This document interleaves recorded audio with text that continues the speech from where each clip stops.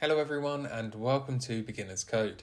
Today we are going to learn how we can use Flask to interact with an API and output the data as a graph using Python's Matplotlib library. Okay, so the first thing that we're going to do is come over to alphavantage.co and we'll get our free API key.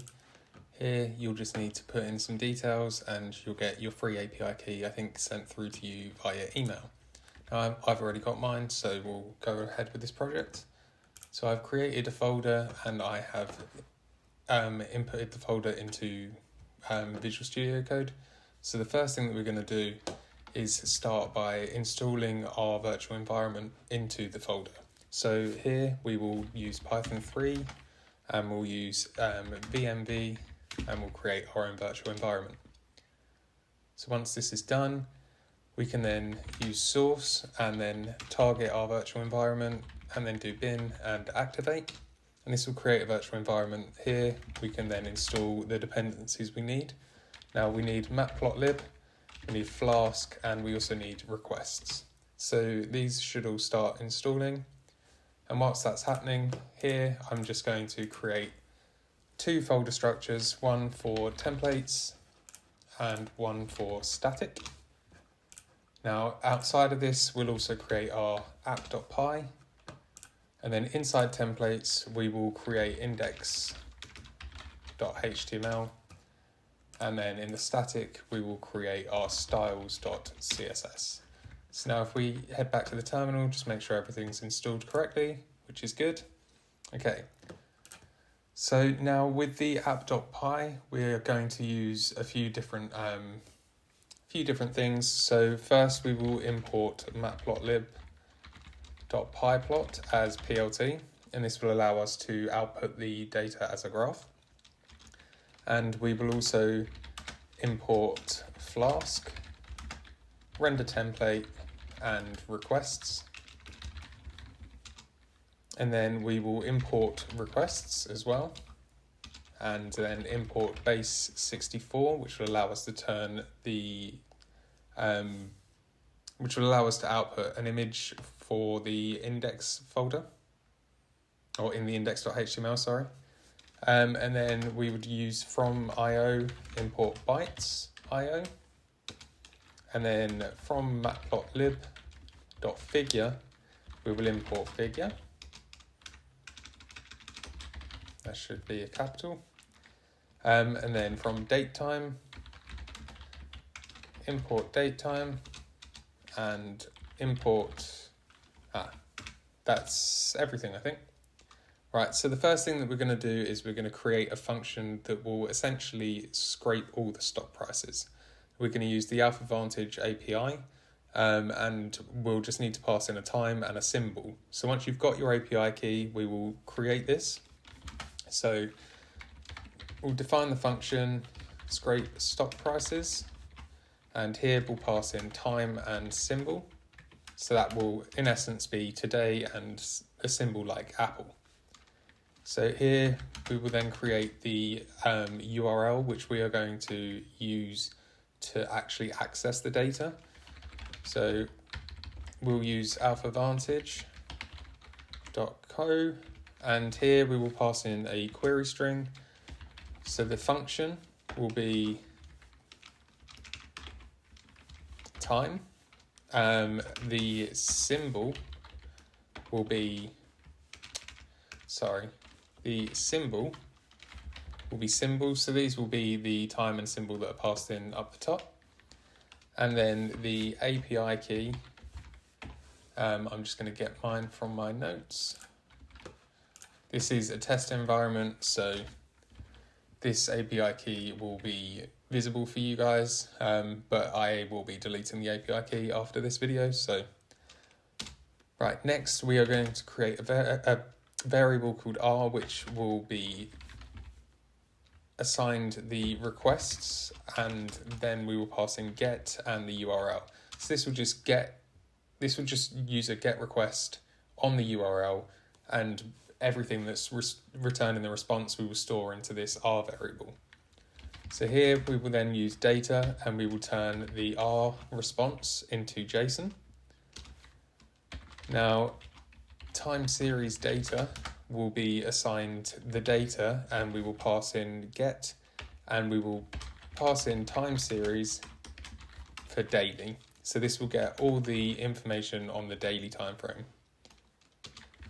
And then we will also look at daily changes, and this will just be an empty dictionary which we will be used to store information in at a convenient time. So now we're going to loop through all of this data that's returned in this daily time frame. So for date, details in time series data dot items, so we'll be looping through the items. Open price is equal to, and we'll make sure that it's a float, so details dot get, and here we'll pass in 1 and open, and then a 0. And then close price is float details dot get for close. So this 1 and the 4 stand for the open, high, low, close of the candlestick. So 1 is the open and 4 is the close. And then we will just track the daily change, which will be the close price minus the open price. Finally, we will use daily changes, and we will look at the date, and we'll assign that to the daily change. So we inside this daily changes dictionary will essentially be the 21st of September is assigned this daily change, which will be close price minus the open price. Now, outside of this, we need to convert the dates to datetime objects. So dates is equal to datetime dot strip time, and we'll pass in date, and then the string of %y, %m, and %d. And then outside of this, we will just use for date in daily underscore changes dot key. So that will then do a for loop through these daily changes keys.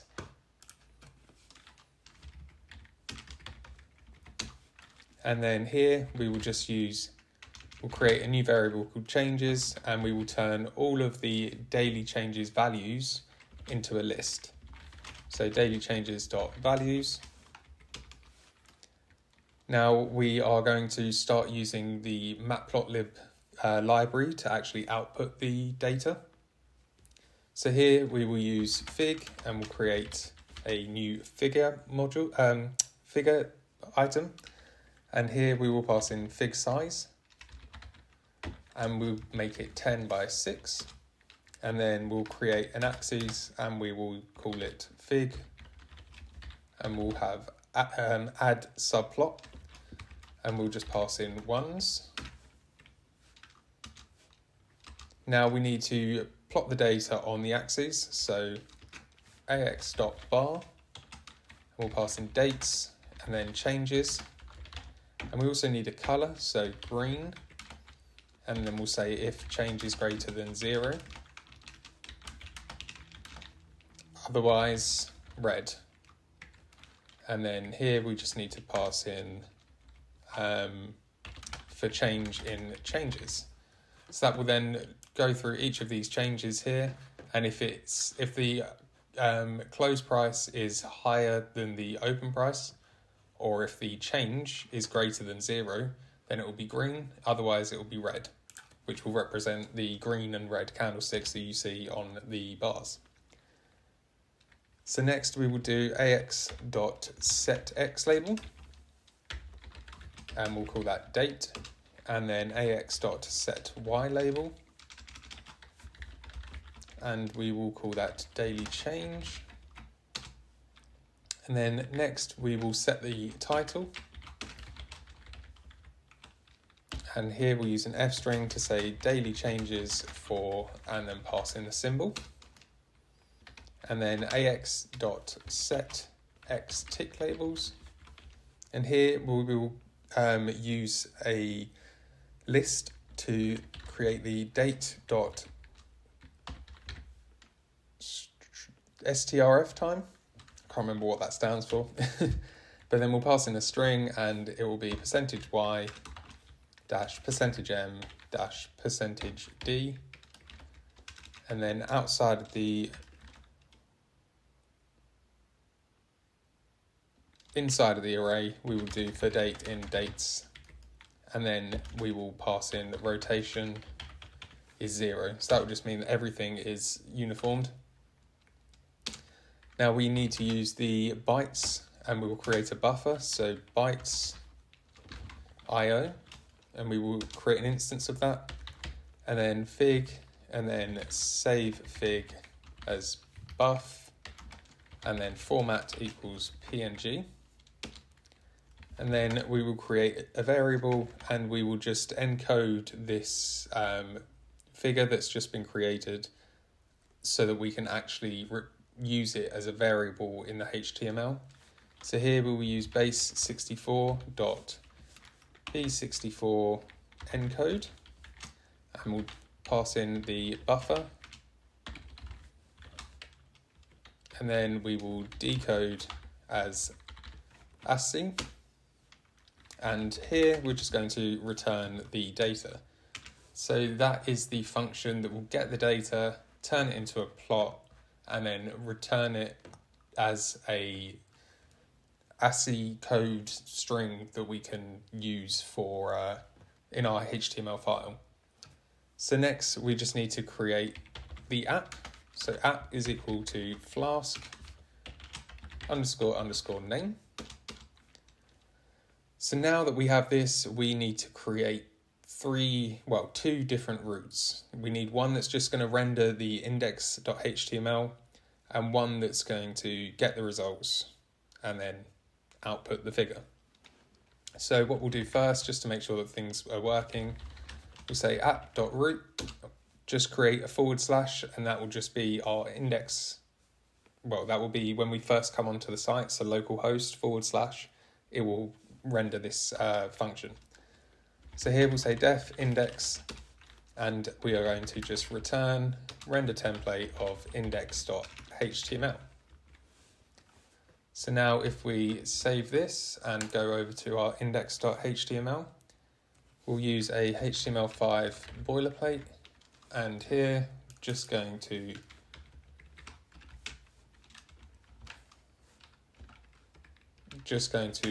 put a title of stock data, and then inside the body we will just use a heading 1 to say enter a stock ticker to find data for. And now let's just make sure that this is all running. So now if we do ls-a in our folder structure, we can see the different files. So now if I say python3 app.py,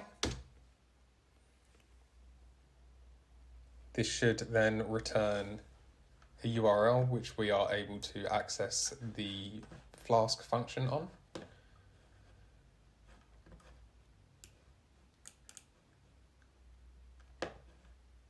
Cannot import name requests from Flask. I wonder if maybe that's not needed. That would be my bad. No module named. Matplotlib. It's also my bad.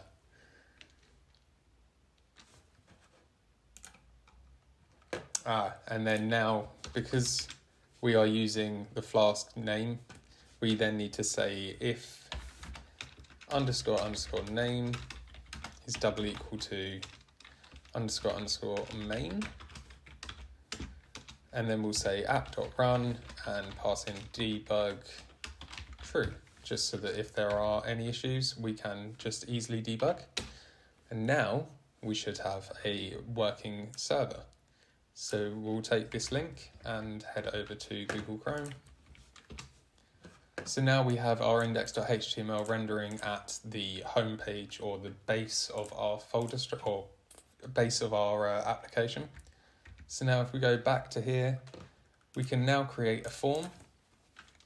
So in here, we'll just say form action would be /stock. So that will be where it's going to take us once the form has been submitted. And we will just pass in method and make sure that it's equal to post.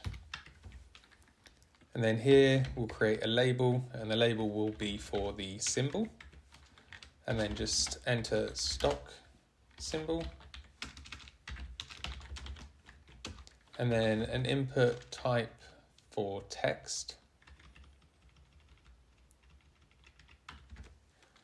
The name will be symbol and the ID will be symbol.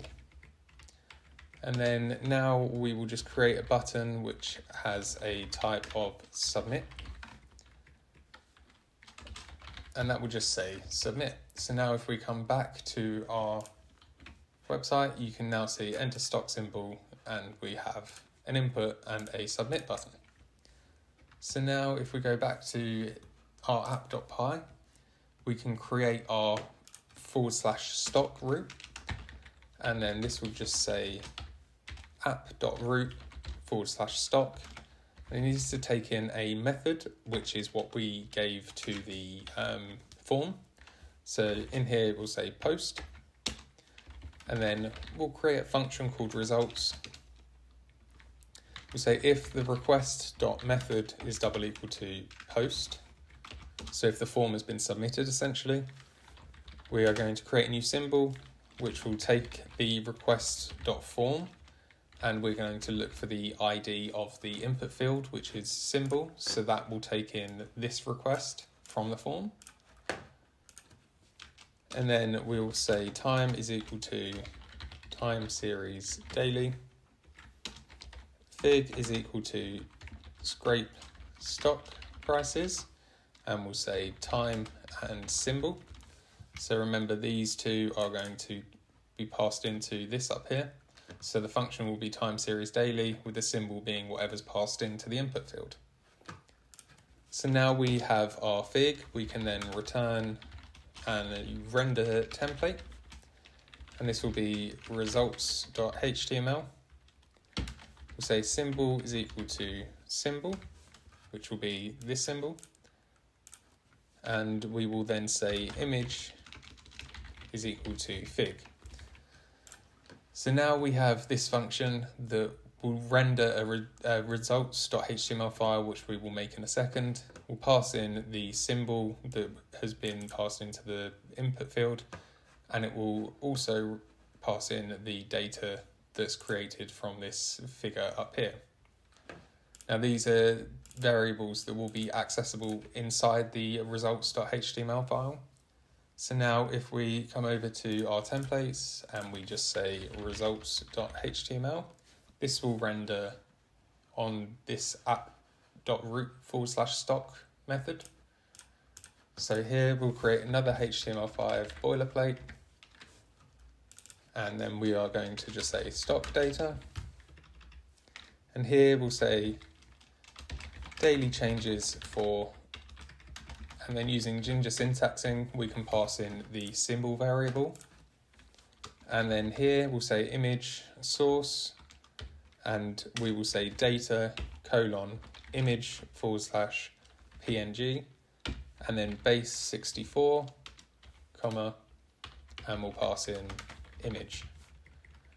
For now, we don't need an alt tag, but it usually is good for accessibility, especially, and for SEO. So now we have a working app. If we come back over to our Google Chrome and we refresh the page here, if we pass in Apple, request should be requests.